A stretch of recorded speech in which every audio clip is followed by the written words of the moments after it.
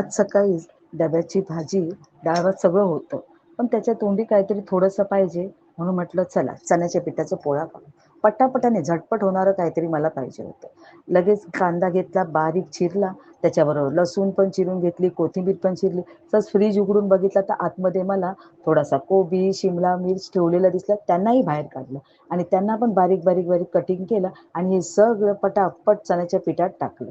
पिठात टाकून त्याच्यात आपली हळद, आपला मालवणी मसाला, मीठ चवीप्रमाणे आपलं टाकलं, ढवळलं. तवा तोपर्यंत चांगला तापलेलाच होता. त्याच्यावर तेल सोडलं आणि पीठ टाकलं.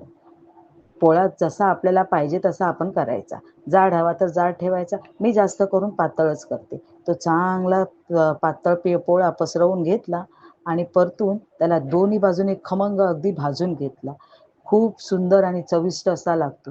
तुम्ही असा करून बघा, तुम्हाला पण आवडेल आणि तुम्हाला आवडला तर मला सबस्क्राईब करायला विसरू नका.